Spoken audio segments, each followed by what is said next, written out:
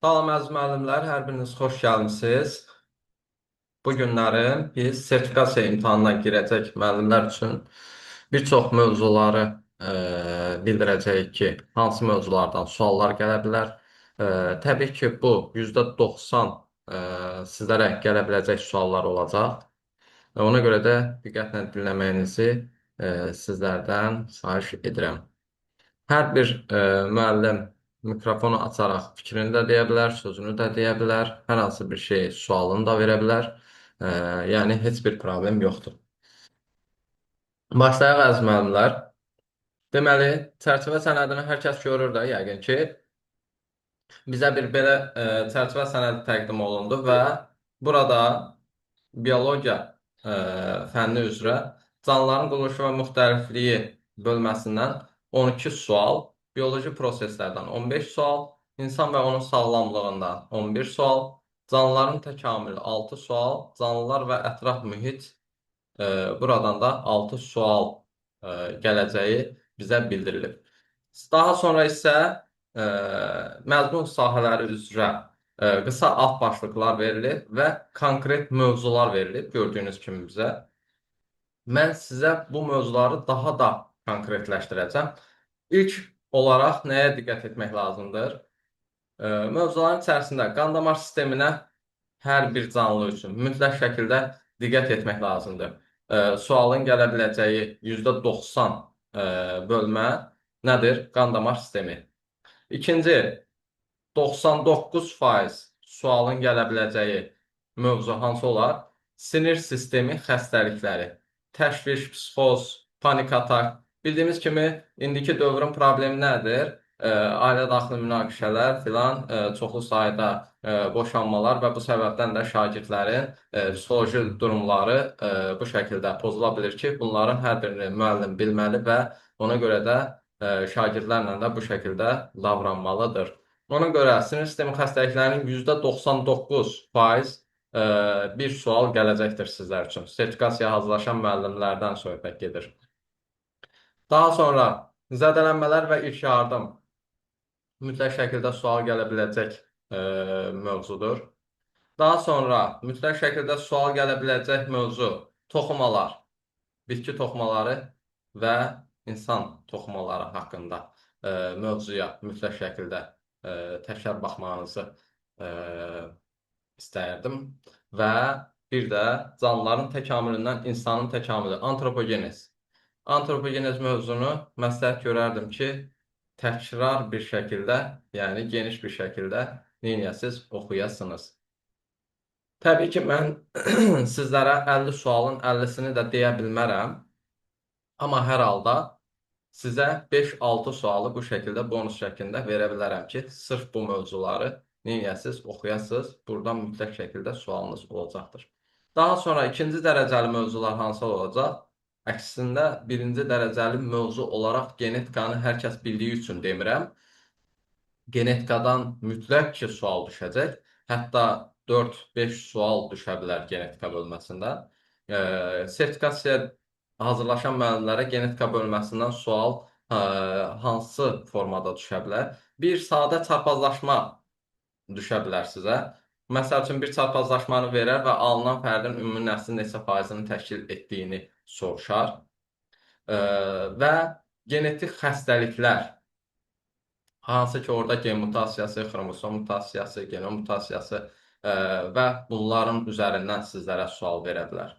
Və digər məsul şəxslərin də danışıqlarına diqqət etdiyimiz zaman görürük ki, bunlar özləri də zaten istəmir ki, neynəsin, imtahanı çətin etsin. Niyə istəmirlər? Çünki o qədər dağlıq zonalar var, belə deyək də, heç nəqliyyatın işləmədiyi zonalar var. Hansı ki, orada müəllimlər özləri neçə illər bundan qabaq yerlərini tutublar, artıq orada işləyirlər və onların işdən çıxması heç kimə sərf etməz və onların yerinə də heç kimi tapıb qoymaq da olmur.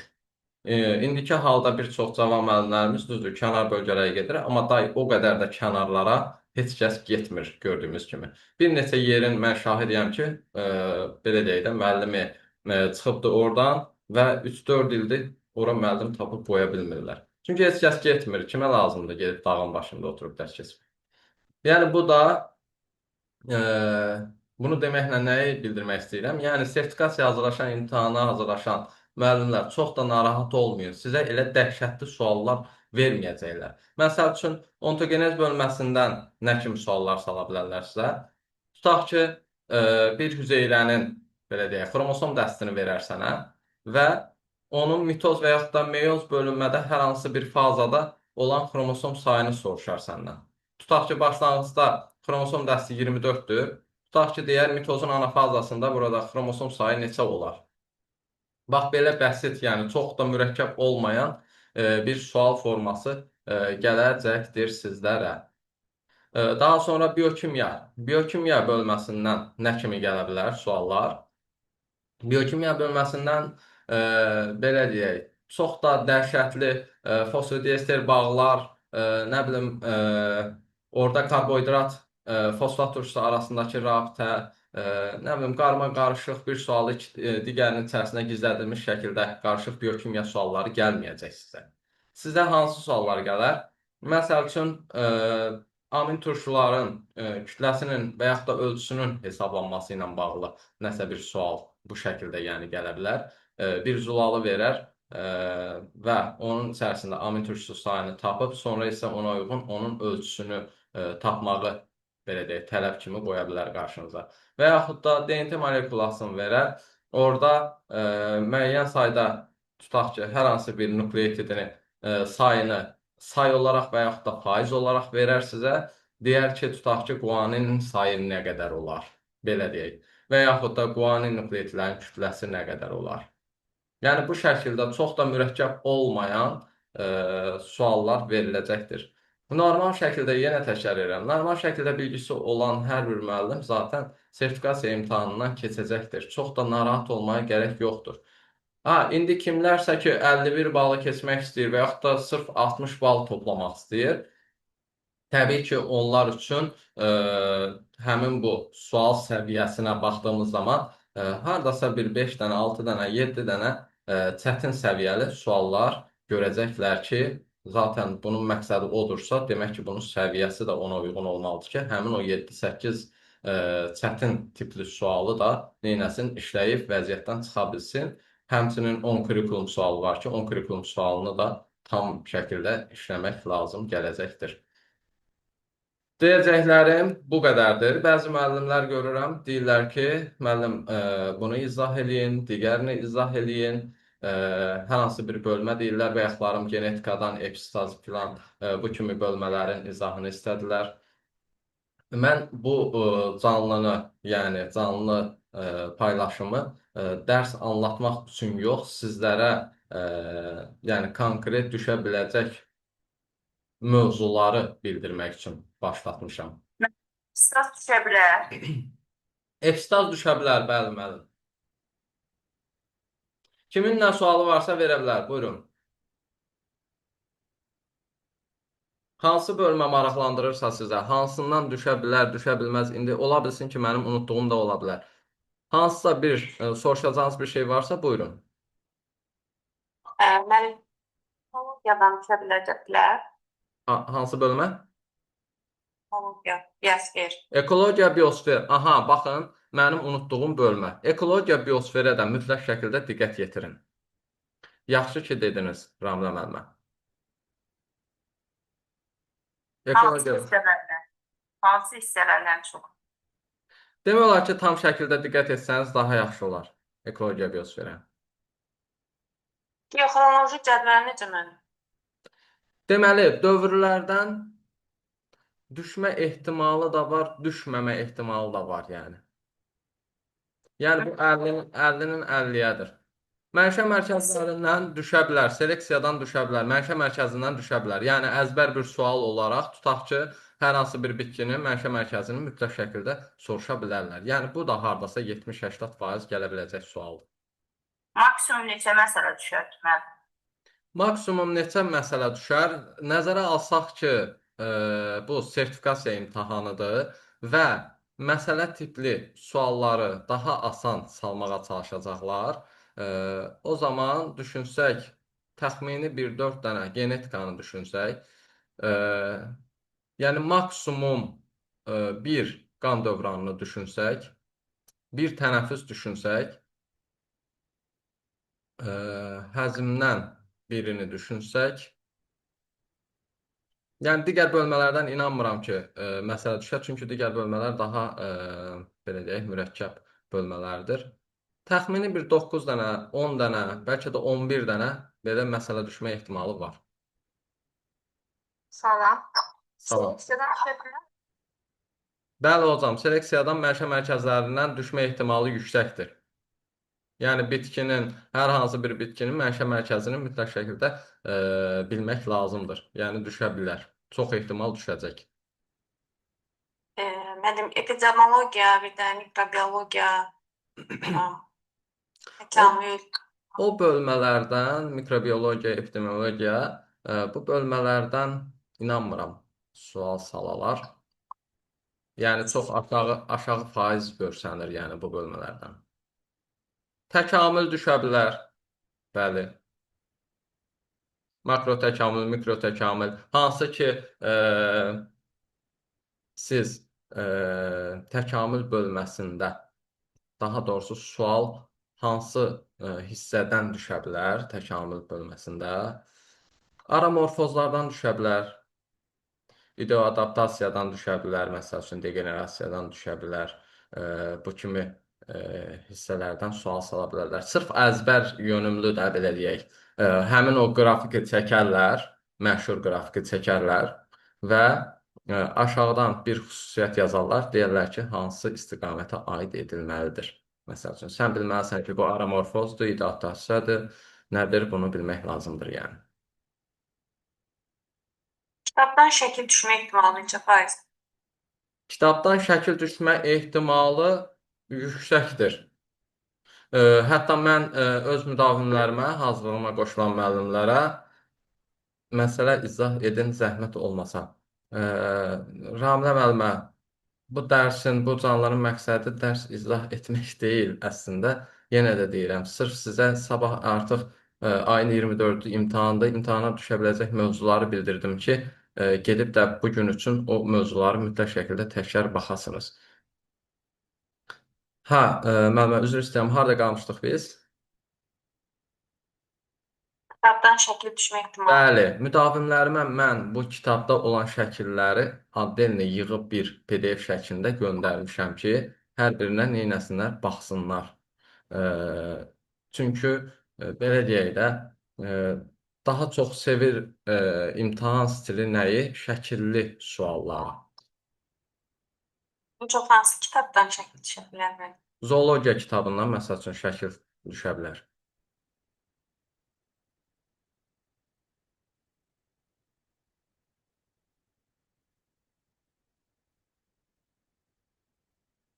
Başqa sual olan varmı? Bayaq dediniz ki, sinir sistemi xəstəlikləri, o ali sinir fəaliyyətində bura aid eləmək olarmı?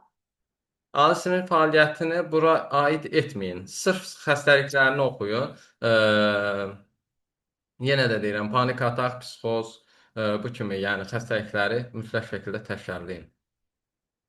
90%, 99% hələ bəlkə də deyərdim ki, mütləq bir sualınız buradan gələcək. Müəllim, Nüşabə müəllim kitabın hansı ki müəlliflərindən biri, o bir dəfə canlı, daha doğrusu görüş keçirəndə oradan atmışlar video, indi o məndə yoxdur. O da sizin kimi qeyd elədi ki, psixozlardan mütləq ki düşəcək, dedi ki, niyə də düşməsin, günümüzün problemlərindən biridir, bu şəkildə eynisi kimi dedi. Bəli hocam, zaten belə deyək də, sualların hazırlanması ortaq olan bir şeydir. Hər kəs fikir bildirir. Təbii ki, bu işin əsası mütəxəssislərimizlə bağlıdır. Biz orada hətta bir söhbət apardıq ki, bəzi nüanslar var təzə kitablarda.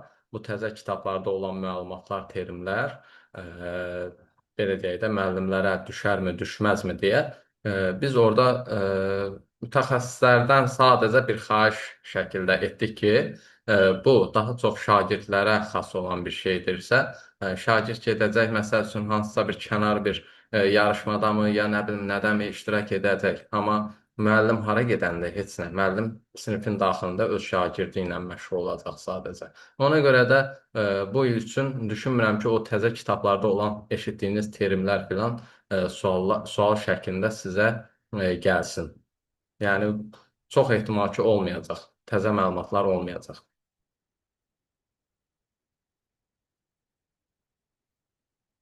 Başqa sual olan varmı?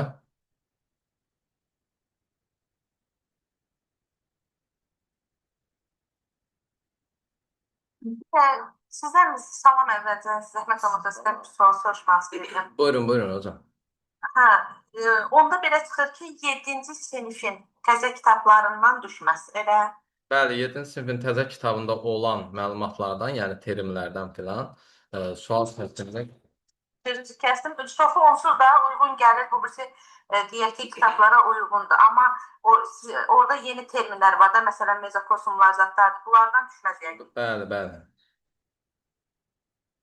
Oldu, çox sağ olun. Buyurun. Parazit qurdlardan düşmək. Parazit qurdlardan. Tamam, yaxşı sualdır. Parazit qurdlardan düşmə ehtimalı hardasa belə deyim də, təxmini bir 40%. Yəni ola bilər. Ola bilər. Bəli. Bir də 10-cu sinifdə bölmə var, xəstəliklər, törədiciləri, gənələr, nə bilim, Epidemiologiya. gənələr. Hə. Oradan düşmə ehtimalı çox azdır, çox zəifdir yəni düşmə ehtimalı. Ola bilər düşsün, amma yəni çox zəif ehtimaldır da yəni. Yəni daha qüvvətlə ehtimal suallar hardan düşəcək, mən onların hamısını sizə bildirirəm. Zaten gördüyünüz kimi çərçivə sənədin üzərində bir neçəsinin üzərinə belə deyək də, ştrik qoymuşam, üstəgəl qoymuşam. Ki sizlər də görəsiniz. Mən buradan deyirəm, bir çox müəllimlər qeyd eləmir, yadınızdan çıxır, amma məsləhət görərdim ki, kağız üzərində qeyd eləyəsiniz, bu bölmələrə təkrar bir də baxasınız. Hər imtahanda zaten görülən şey nədir? Qan damar sistemi ilə bağlı mütləq sual görürsünüz. Bu qəbul imtahanında da belədir, MIQ imtahanında da belədir, sertifikasiya imtahanında da belədir, hər yerdə də belədir. Bundan əlavə qan xəstəlikləri, qan damar sistemi plus zədələnmələr zamanı ilk yardım, hansı ki, bu da müəllim üçün belə deyək də, yəni önəmlidir. Çünki məktəb şəraitində biz bilirik ki, nədir? Bir çox halda istənməyən hadisələr baş verə bilir ki, bunun qarşısını müəllim belə deyək, ilk tibbi yardımı bilməlidir ki, qarşısını ala bilsin. Ona görə də bu da sual olaraq gələ biləcək bölmələrdəndir, yəni mövzulardandır. Hərəkəti nəzərdə tutursunuz. Nəyi? Dayaq hərəkət sistemi yəqin ki, nəzərdə tutursunuz da zədələnmələr deyəndə. Dayaq hərəkət sistemində olsun, qan damar sistemi ilə bağlı zədələnmə olsun, fərq etməz yəni. Bunların hamısını bilmək lazımdır. Bir də Murad müəllim, Rasim, mən biraz gec qoşula bildim, daha doğrusu qoşula bilmirdim. Buyurun. Bu hansı mövzuları da əvvəldə yəqin qeyd eləmisiniz? Sinir sistemini eşitdim bir dənə, digərlərinə zəhmət olmasa. Sinir sistemi xəstəliklərini dedim, deməli qan damar sistemini dedim. Bütün canlılar üçün təbii ki, bunu öyrənmək lazımdır. Sonra dedim, müxtəlif zədələnmələr, ilk yardımlar bu olacaq. Sonra insanın təkamülü antropogenez bu bölmə olacaq, yəni mövzu olaraq olacaq. Sonra genetika bölməsinin mütləq şəkildə əzbər olan hissələrini, genetik xəstəliklər olan sahəni mütləq şəkildə təkrarlayın. Sadə çarpazlaşmaları nəzərinizdən keçirin. Yenə ontogenez bölməsindən fərqli fazalarda xromosom dəsti, xromatid dəsti, DNT miqdarı, bu kimi şeyləri ən azından təkrarlayın. Bu şəkildə yəni suallar düşə bilər sizə. Biokimyanı da yenə dediyim kimi maksimum sənə amin turşusunu, daha doğrusu zulalı verər. Tərkibində amin turşusu sayını hesablayıb və ona uyğun da onun kütləsini mi deyim və yaxud da ölçüsünü mü deyim, bu şəkildə yəni sual gələ bilər sənə. Testlərində, məsələn, deyək ki, genetika ilə bağlı Bəli. suallar var idi. Hansı ki, o sualları işləyirdik və sonunda o cavablar afəqli bir şey çıxırdı. orada yəni səhvlərin olması. Məsələn, belə deyək də, neçə ildir biz bunu işləyirik, biz yəni bundan da ağır testlər görmüşük. Amma baxırıq ki, bəzən aldığımız cavab orada yoxdur. Hocam, Artemis sınağında bir çox səhvlər var idi zaten. Cavab uyğunlaşmazlığı, ümumiyyətlə sualın özündə səhv. Yəni bu kimi durumlar vardı zaten. Mən belə deyək də izah verərkən zaten ilk izahı mən verdim, amma təəssüf ki, yarıda işıq kəsildiyi üçün cəmi 40 sualın izahını verə bildim. Son 10 sualın səhv etmirəmsə, sualın cavabını, izahını verə bilməmişdim. Hə, ondan sonra da çəkmədim, çünki baxdım ki, hər kəs çəkdi, paylaşdı. Ona görə mən heç nə etmədim.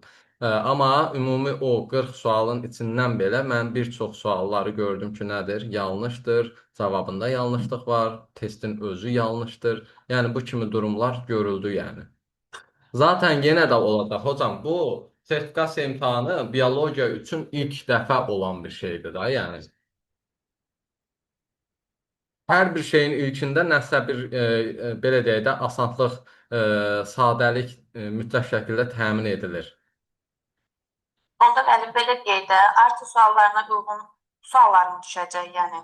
Artı suallarına uyğun suallar düşə bilər. Mənim izah etdiyim YouTube kanalımda durmadan paylaşırdım. Təxmini 11-12 dənə video şəklində izahlar paylaşdım ki, onun içərisində bir çox suallara, genetika bölməsinə, sonra ontogenez bölməsinə dəyindim, ümumi insan anatomiyasına bağlı suallara dəyindim, zoologiyaya bağlı suallara dəyindim. Daha çox məsələ tipli sualları izah etməyə çalışdım ki, bir çox müəllimlərimiz zaten görürəm ki, məsələdən əziyyət çəkirlər. Yəni belə.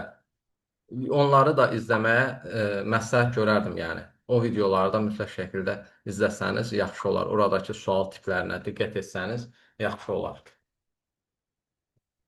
Hər vaxtınız xeyir. Murad bəy, bir sualım var. Həm sizə, həm digər kandidatlarıma olar. Buyurun, buyurun.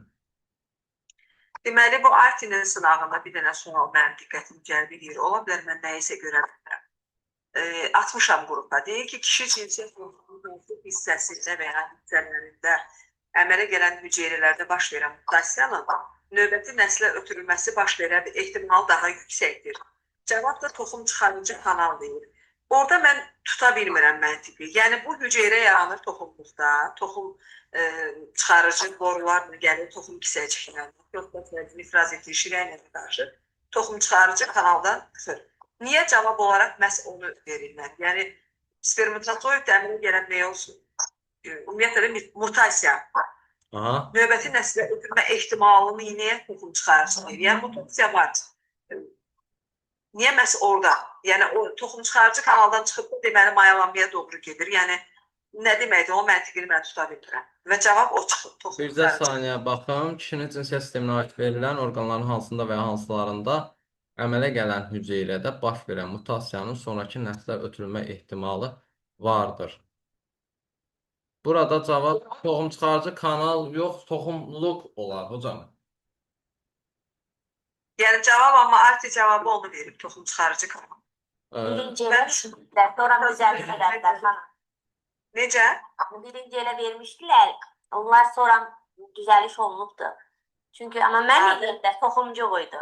Yəni cavab oydu. Toxumluq olar hocam, toxumluq. Hüceyrə orada yaranır. Bəli. Çıxarıcı kanala gəlmədi. Bəli. Əməliyyat var ki, orada mutasiya var. Bəli. Amma mən göndərdiyim link elə artı linkidir. Orada bütün fənlər üzrə olanlar. Nə vaxt dərş ediblər? Könül hocam, buyurun. Çox sağ olun. Sağ olun. Salam. Mən bilmək istəyirəm, dərman bitkilərindən sual düşə bilərmi? Hansı dərman bitkisi, hansı xəstəliklərin müalicəsində istifadə olunur? Hocam, bunlar da çox az ehtimalla düşə biləcək mövzudur. Çox az. Bəlkə də deyərdim 20% filan. Bir də göbələklərdən borucuqlu, lövhəcikli, əmələ gətirdiyi mikorizalar, onlardan necə? Düşə bilər, bəli. Onlardan düşə bilər. Oldu, sağ ol. Tamam. Ekoloji piramidaların növlərindən filan düşə bilər. Bəli hocam, düşə bilər.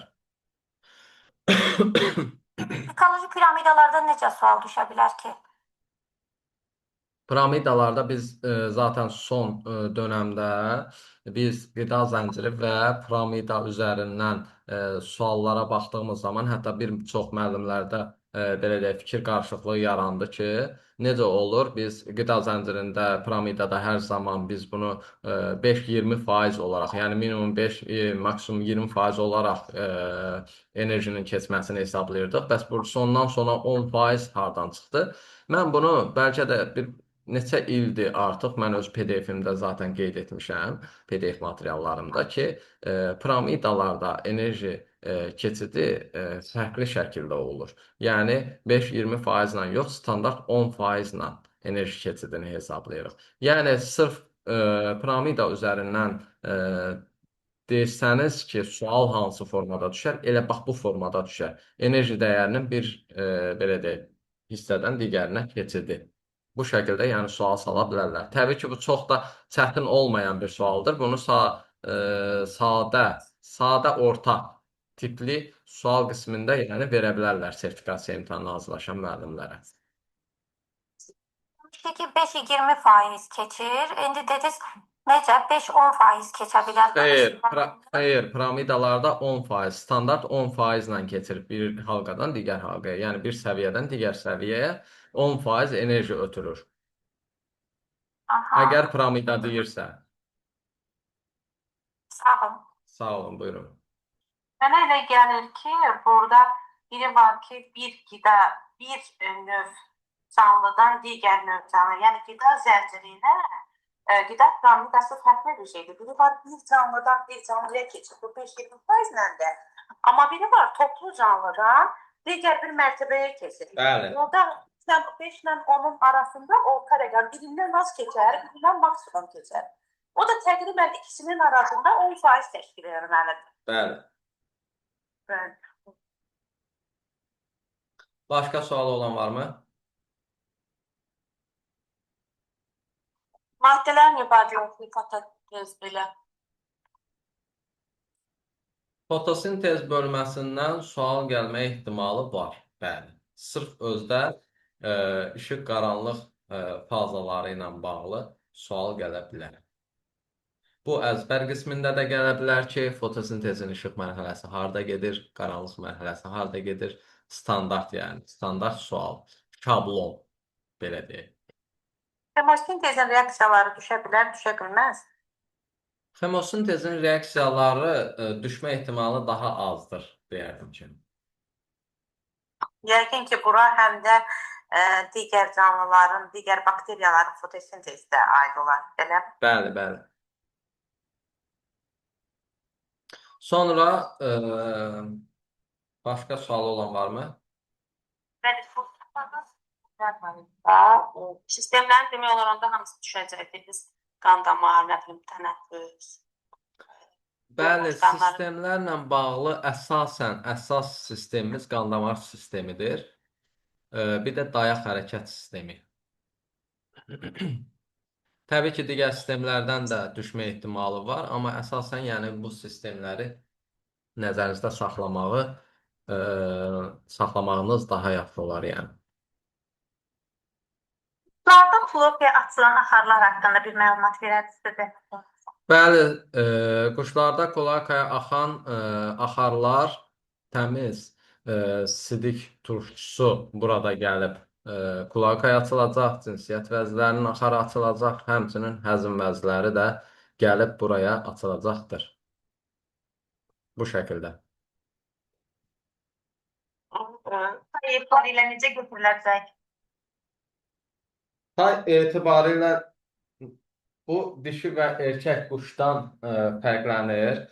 Biz artıq belə deyək də olacaq mövzudan kənara çıxırıq yavaş-yavaş. Nəyi demək istəyirəm? Çünki burada məqsəd bu deyildi də, yəni girib də nəyinsə müzakirəsini etmək. Məqsəd burada sadəcə hansı bölmələrdən sual düşə bilər, düşməz, onu müzakirə etmək idi. Belə sualları zəhmət olmasa qrupda yönləndirin. Burada yox. Nəsə, əsas nəsə dediniz, mən indi girdim, gecikmişəm. O müəllimənin sualına cavab vermək istəyirdim. Erkəklərdə 5 əhvalda, dişilərdə 4. Hocam, mən o suala cavab verməyi zaten özüm istəmirəm. E, Sadəcə o müəllimi Çünki cavabsız bir qoyur. sualı müəllim verəcək, digəri bir başqasını verəcək. O şəkildə, yəni əsas məsələdən kənara keçmiş olacaq. Zaten mən bu izahı qrupda dəfələrlə vermişəm. Damar və dayaqdan əlavə nəsə dediniz. Mən indi girdim, gecikdim. Qan damar sistemi, dayaq hərəkət sisteminə deyirəm, sistem olaraq daha diqqətli yanaşaq. Digər mövzular olaraq, digər bölmələr olaraq, deməli, qan damar sistemi və dayaq hərəkət sistemində olan zədələnmələrlə bağlı ilk tibbi yardımlar, sinir sistemi xəstəlikləri olsun, sonra insan təkamülü antropogenez bölməsi olsun, sonra bitki heyvan toxumaları olsun, sonra ontogenez genetika bu bölmələrə, biokimya bölmələrinə mütləq şəkildə diqqət yetiririk. Sadə çapazlaşmaları bilməliyik.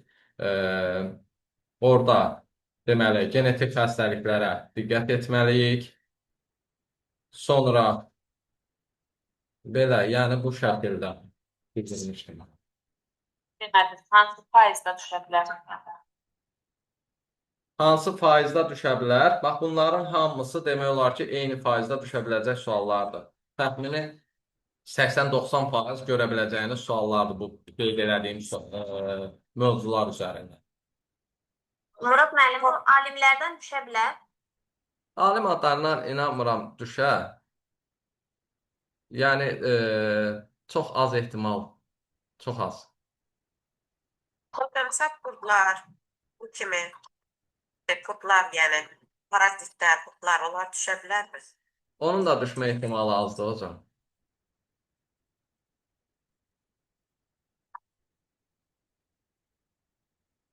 Mən məsəl üçün bu... Bəli, buyurun.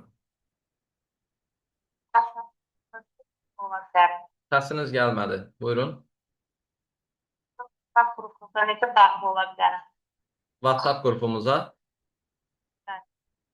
WhatsApp qrupumuza daxil necə ola bilərsiniz? Ancaq mənə istəyirsiniz WhatsApp-dan yazarsınız nömrəni bizə saniyə. Bizə saniyə.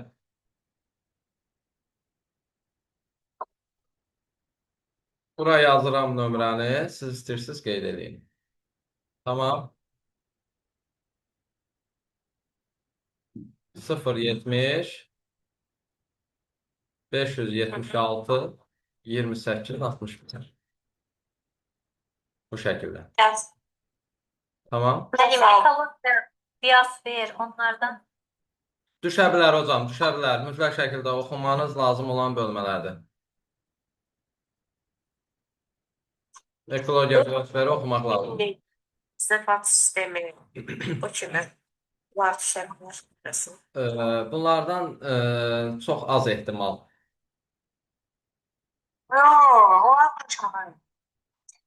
Salam Murad müəllim. Salam, hər vaxtınız xeyir olsun, Müşfiqə müəllim. Murad müəllim, psixi xəstəliklərin sualları hansı formada düşə bilər?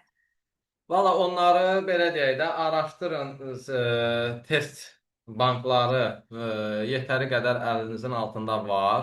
Baxın orada hansı formada yazılıbsa elə o formada da düşəcək. Zaten çox sual yoxdur bu bölmələrə aid olan. Demək olar ki, sual tapılmır heç. Bu şəkildə, yəni bu bölməyə aid olan suallardan söhbət gedir. Amma hər halda, yəni əlimizin altında o qədər test bankları var, fərqli-fərqli. Güvəni olsun, dəyəri olsun, nə bilim, digər müəllimlərin ad çəkmək istəmirəm. Çoxlu sayda test bankları var ki, orada mütləq şəkildə nə edəcəksiniz, tapacaqsınız. Mən bir sual da verim sizə. Sualın qoyuluş qaydası, bəzən biz o formda testlər eləyirikdə, biraz qəliz yazılır da. Bəli. Ancaq DIMTİS toplusunda daha rahatdır onu. Sualın qoyuluş qaydası bilmirsiniz, DIMTİS test toplusu kimi olacaq, yoxsa forumda o elədiyimiz qruplara atırlar da, o tipdə suallar qoyulur. Sualları biraz anlamaq çətindir də. Sertifikasiya hazırlaşan müəllimlər üçün sualın qoyuluşu çox da belə alaşıq-dolaşıq olmayacaq.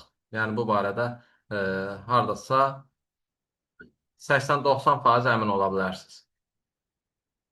Çünki Artsin suallarında da biraz nəsə elə bir tərcümə suallar kimi olanlar var idi. O xarici ədəbiyyatdan Bəli. tərcümə kimi suallar var idi. Amma Bəli. baxırsan ki, Artsi belə salıbsa, yəqin ki, sertifikasiya da elə gözlənir, yoxsa Artsi daha çətin oldu. Artinin sualları belə deyim, ilk dəfə sualları paylaşarkən yadınızdadsa ilk bir sınaq oldu. Müəllim çıxdı, izah verdi. Genetikaya aid suallar var idi ki, hansı ki heç miq görsə bəlkə də yəni qarışdırar aləmi bir-birinə. Fərqli iki xəstəliyi eyni anda soruşurdu hətta orada çarpazlaşmada. Yəni bu şəkil, bu ümumiyyətlə sizə aidiyyəti yoxdur. Amma növbəti olan o Artinin sınağında suallar ki var idi, təxmini bəlkə də bir tık ondan aşağı olar deyə düşünürəm. Çox sağ olun hocam. Sağ olun. Buyurun. Mamar yoxsun, sonra fəsilələr, Düşə bilər.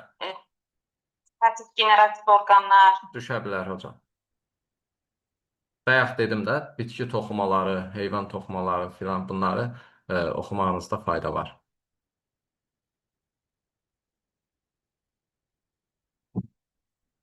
Zaten bu nədir? Vegetativ orqanlar bölməsində olan bir mövzudur da. Bitki ilə bağlı olan. Başqa sual olan varmı?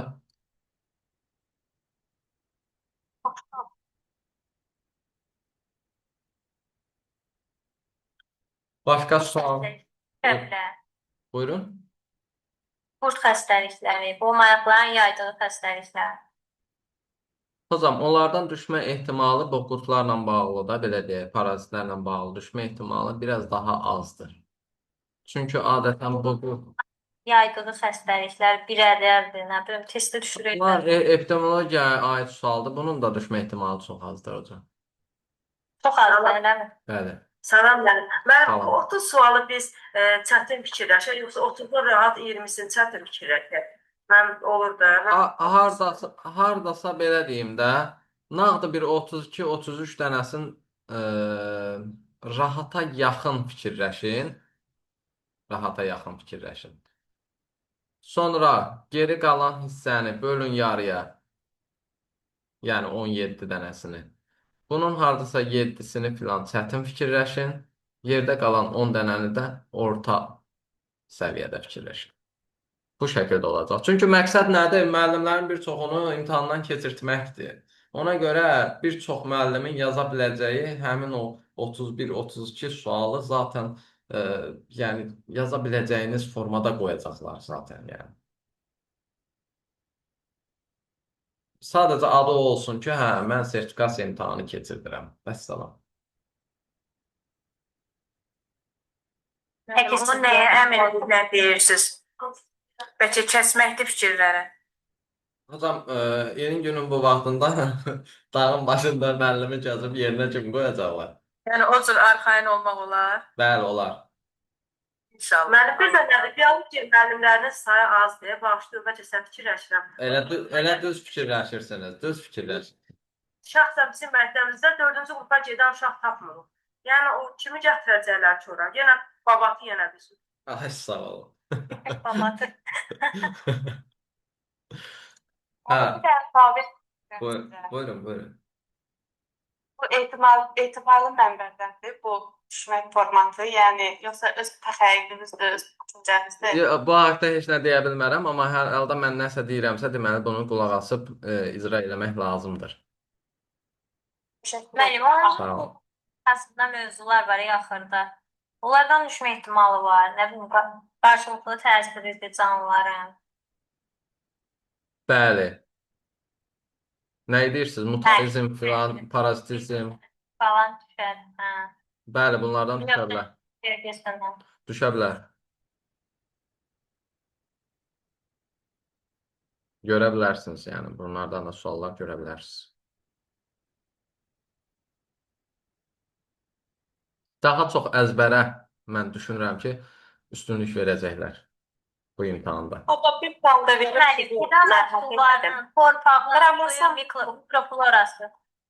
Yox, onların düşmə ehtimalı çox azdır hocam. Hocam bir sual verir. Kromosom mutasiyaları xəstəlikləri, Marfan sindromudur. Düşər, Dağındır. düşər. Əsas o mikrofloralar düşməsin. Hər kəsin yaralı olduğu bir belə deyək də, bir bölmə, bir nə bilim bir sahə, bir mövzu, sırf bəlkə də mövzunun içərisində hər hansı bir nöqtə hər kəsdə var zaten bu. Və bunu da onlar çox gözəl bilirlər. Buyurun. Bunlar bir sual vereyim. Buyurun hocam, buyurun. Tək-tək danışaq. O texnoloji cədvəldən düşmə ehtimalı var. Hocam, bunun O düşmə düşər. ehtimalı yəni ola da bilər, olmaya da bilər. Çünki dövr hər zaman bizim gördüyümüz dövr üzərindən sual belə olur ki, düşə də bilir, düşməyə də bilir. Gah salırlar, gah salmırlar. Müəllim, salam. Salam. Sualda mən verim. Sümük birləşmələrindən düşə bilər. Sümük birləşmələrindən düşə bilər. Bəli, dayaq hərəkətdən düşə bilər. Yəni dəstək onu geniş əhatə eləmir. Olsun da hocam, siz neçə ildir hocasınız? Dedim görəsən düşərmə düşmür onlarda. Düşə bilər. Təkrar gözdən keçir. Bəli, mütləq. Dərsinin içərisində olan, yəni o vəsait zat məncə düşməyəcək. Necə? Dərsdə nə varsa o düşəcək də, yəni.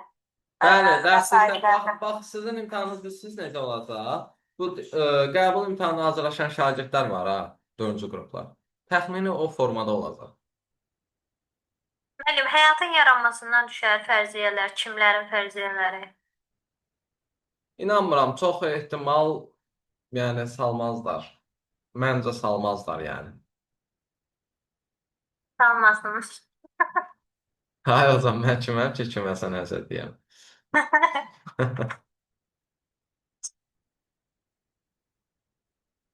Belə. Başqa sual olan varmı?